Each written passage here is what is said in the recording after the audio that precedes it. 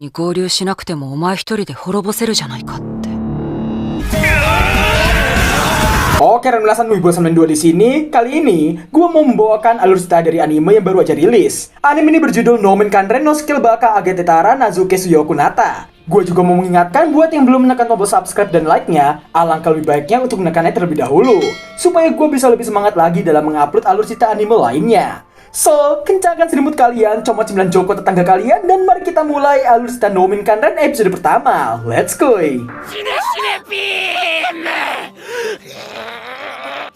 Cerita dibuka dengan diperlihatkannya sekelompok party yang tengah melawan naga hutan ranking S.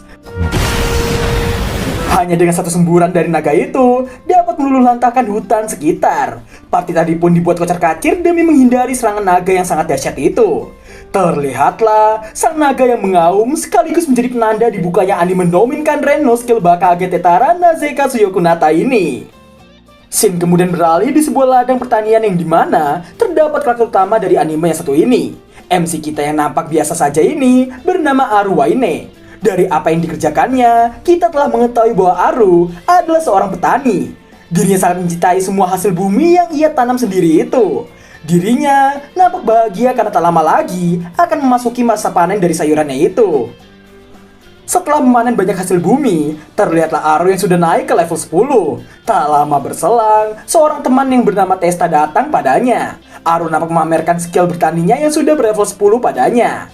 Di mana Testa juga teringat skill perikanan Aru yang juga sudah level 10. Terlihatlah Aru yang membantu Testa dalam menghadapi 3 ekor ikan raksasa. Dan Aru menghabisi mereka semua hanya dalam satu tebasan saja.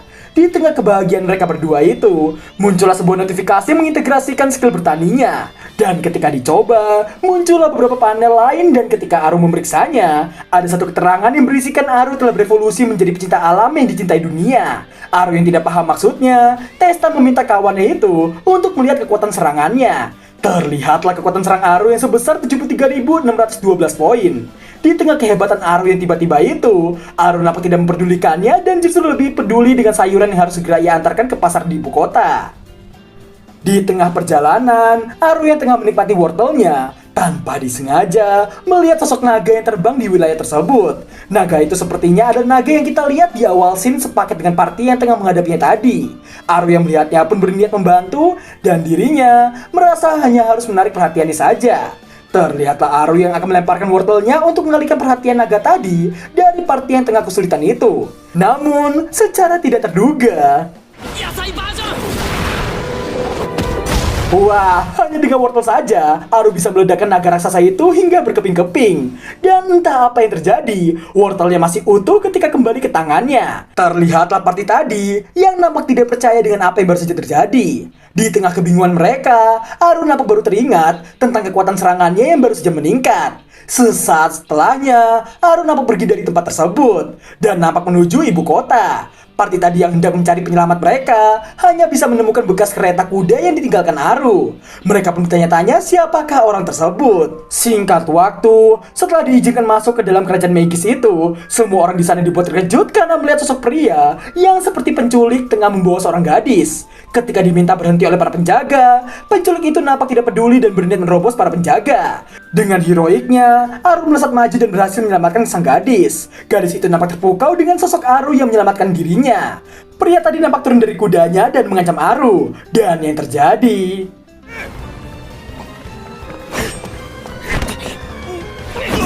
dengan mudahnya, Aru nampak membanting pria itu ke tanah. Dan masih dengan wajah merona yang menandakan calon waifu sang MC.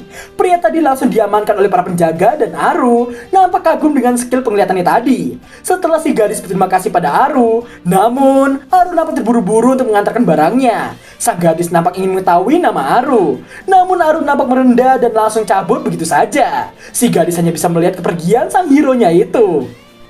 Setelah selesai mengantarkan barang, dirinya yang baru saja menjadwalkan kegiatan sepulang nanti dihentikan oleh para penjaga. Aru mengira keluar dari ibu kota juga harus menunjukkan surat izinnya. Namun ternyata,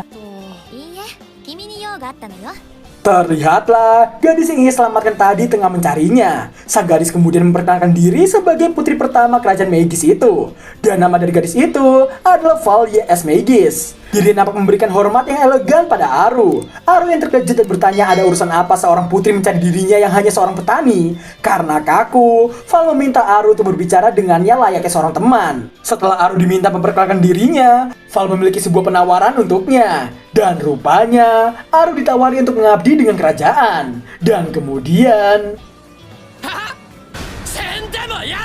rupanya, jawaban itu hanyalah keinginan semata. Dirinya tak berucap seperti itu karena takut divonis tidak sopan dan dipenggal. Dan setelahnya, Aru nampak menolak dengan mengganti nada bicaranya menjadi lebih sopan. Ketika hendak kabur, Val menangkapnya dan menanyakan alasan Aru menolaknya, yang padahal gajinya sangatlah tinggi. Namun Aru beralasan dirinya hanya ingin bertani seumur hidup. Ketika diiming-imingi sebuah ladang bertani, Aru yang tertarik pun menanyakan alasan Val ingin merekrut dirinya. Rupanya, alasan utamanya adalah Aru yang telah mengalahkan penculik tadi, di mana atribut orang tadi itu mencapai 500 poin. Aru yang tidak paham rata-rata atribut seseorang pun bertanya pada Val. Setelah Val memberikan penjelasan mulai dari atribut terbawah hingga yang terbesar, yang dimana bahkan seorang pahlawan legendaris sekalipun hanya memiliki 1000 poin. Val pun meminta Aru untuk menunjukkan atributnya pada dirinya. Namun Aru mengingat poin atributnya yang di luar nalar. Di tengah kebingungan, party yang menghadapi naga tadi baru saja kembali sembari membawa inti naga hutan. Namun mereka mengakui bahwa bukan merekalah yang mengalahkan sang naga. Dan setelah memberikan penjelasan yang terjadi, di mana mereka hanya bisa menemukan jejak kereta kuda, Val yang mendengarnya pun nampak memanggil Aru. Namun, dengan kecepatan penuh, Aru menancapkan kereta kudanya demi bisa keluar dari situasi itu. Salah satu penjaga pun meminta maaf pada sang tuan putri, dan Val yang bertekad tidak akan menyerah untuk mendapatkan Aru. Singkat cerita, ketika semua pasukan kerajaan melaporkan kejadian yang mereka lihat pada sang raja dan tuan putri, mereka memberitahu berkumpulnya para monster yang biasa berbeda tempat nampak mendekat ke arah kerajaan mereka itu. Mereka menyebutnya dengan nama drama invasi neraka. Val dan ayahnya itu nampak terkejut karena seharusnya pemimpin drama invasi neraka, sang Raja Iblis Mahet, seharusnya sudah mati di tangan pahlawan. Dan demi mencegah terjadinya insiden besar itu, bangsa manusia telah membuat perjanjian damai dengan bangsa iblis. Di tengah rasa cemas mereka, seseorang memberitahu bahwa tidak semua iblis menerima perjanjian damai itu. Terlihat seorang konsul yang bernama Cecil tengah memutarkan isi pikirannya, di mana menurut Cecil, para iblis hendak memulai pembalasan dendam. Cecil menduga pemimpin bangsa iblis saat ini adalah Romeo Bondit, sesosok kapten pasukan pertama dari pasukan Raja Iblis lama. Singkat waktu, demi kebaikan raja dan tuan putrinya, Cecil meminta mereka untuk segera pergi dari kerajaan. Sang raja tentu saja menolaknya karena tak ingin meninggalkan rakyatnya. Cecil pun mendesak sang raja dengan menyebutkan kebaikan rajanya itu yang tidak membasmi para iblis, dan justru memperlakukan mereka dengan sangat baik. Cecil nampak sangat mengagumi rajanya itu. Cecil mengharapkan rajanya untuk bisa tetap hidup. Melihat keteguhan hati dan permohonan dari semua ksatria di sana, membuat sang raja tak punya pilihan lain. Singkat waktu, setelah merusak gagang pintunya sendiri dan beristirahat di dalam, Testa datang melaporkan sejumlah besar monster yang lewat di dekat desa mereka. Testa mengajak kawannya itu untuk kabur dan membawa barang yang ingin dia bawa. Aru yang nampak menyepelekannya, namun ketika dirinya mengingat tanamannya akan dipanen besok, membuat Aru langsung berlari ke ladang untuk menyelamatkan hasil buminya itu. Di ladang, Aru nampak bersyukur karena tanamannya belum ada yang rusak. Namun, Aru melihat sekumpulan monster yang melintas di dekatnya. Aru kemudian mengetahui bahwa para monster tidak mengincar ladang atau desa. Karena para monster yang berniat pergi ke ibu kota, Aru yang berniat membantu dengan Aritya itu. Namun, dirinya merasa takkan bisa melakukan apapun karena dirinya hanyalah seorang petani. Aru yang menganggap itu tak ada hubungannya dengan dirinya. Namun, Aru pun menyadari itu semua ada hubungannya dengan dirinya. Di tengah kebingungan dengan apa yang harus ia lakukan, Scene pun berpindah memperlihatkan Raja dan Val yang dikawal oleh beberapa kesatria dan Cecil. Ketika sang Raja bertanya pada Cecil mengenai jalannya, Val mengingat di depan jalan tersebut itu adalah jalan buntu. Namun, Cecil hanya diam tak berkata apapun. Dan yang terjadi... Dengan sangat mencurigakannya, Cecil berkata disitulah tempat tujuan mereka. Dan secara tiba-tiba...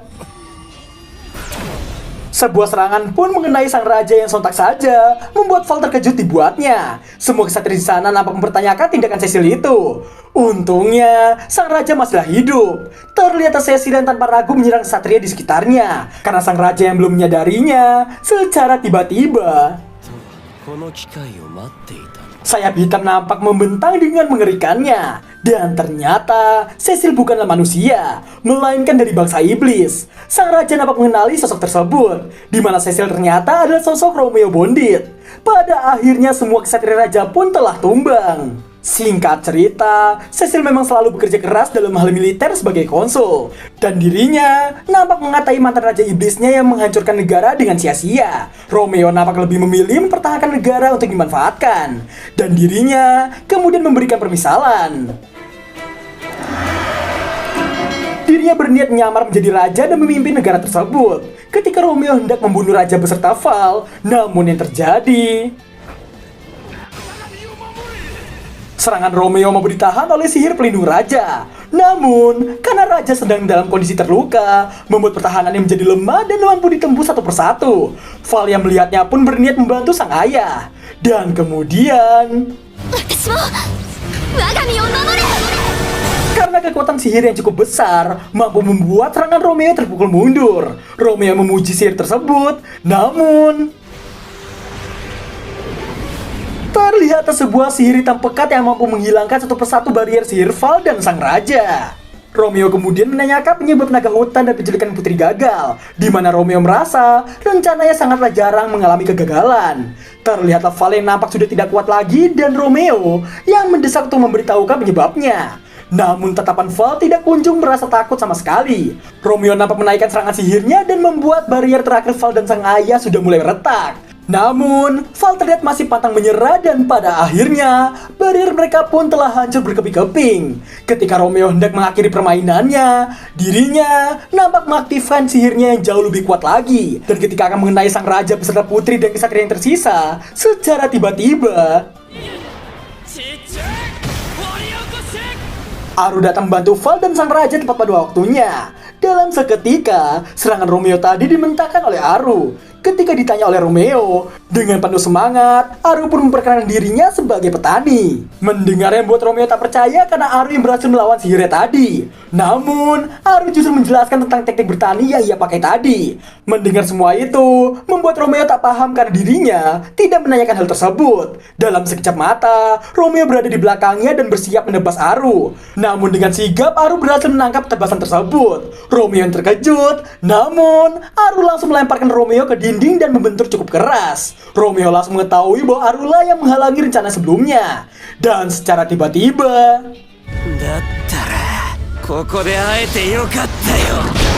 terlihat Romeo yang menyerang bangsanya sendiri demi mendapatkan kekuatan sihir tambahan. Dan pada akhirnya, Romeo berubah menjadi bentuk aslinya. Romeo nampak sangat percaya diri dengan kekuatannya itu. Ketika atributnya dilihat, rupanya Romeo berada di level 78. Val kemudian meminta Aru untuk lari secepat mungkin. Namun, Aru hanya diam tak bergerak. Dan sang iblis yang mengeluarkan kekuatannya, bersiap menyerang Aru yang hanya menatap dengan penuh percaya diri. Dan yang terjadi... dengan mudahnya, Aru menumbangkan Romeo dengan satu kali pukul. Semua iblis yang tersisa nampak terkejut karena pemimpin mereka telah dikalahkan. Raja dan Val juga nampak terkejut bukan main melihatnya. Ketika Aru ingin membersihkan iblis yang tersisa, namun semua iblis di sana nampak lari ketakutan karena melihat Aru. Singkat cerita, Aru yang sudah membantu kerajaan pun ditawari oleh sang raja untuk mengabdi pada kerajaan. Meski raja sendiri yang memohon, namun putrinya nampak memahami Aru yang tidak tertarik dengan status dan kehormatan apapun. Aru pun meminta maaf karena dirinya sudah memutuskan untuk menjadi petani. Meski begitu, Val tetap tidak menyerah untuk merekrut Aru. Dengan bahagianya, Val berniat memberikan tanda terima kasih untuk masalah yang telah diselesaikan Aru. Dirinya berniat memberikan ladang seluas 10.000 subo pada Aru. Namun, sebagai gantinya, Aru harus mendaftarkan diri ke serikat, di mana Val ingin Aru untuk membantu melindungi kerajaan dari ancaman para monster. Raja juga nampak membenarkan perkataan putrinya itu. Aru nampak menerimanya karena telah diberikan ladang oleh Val. Dan pada akhirnya, persatuan petani super OP dan putri keras kepala pun telah terjalin. Di akhir scene kita diperlihatkan Aru yang merasa kehidupan pertanian yang memuaskan masihlah jauh darinya. Di mana ternyata, ladang yang diberikan oleh Val hanyalah sebuah ladang gurun yang cukup tandus. Di lain sisi, Val hanya tersenyum dengan sangat kawainya karena membayangkan ekspresi kesal dari sang petani OP-nya.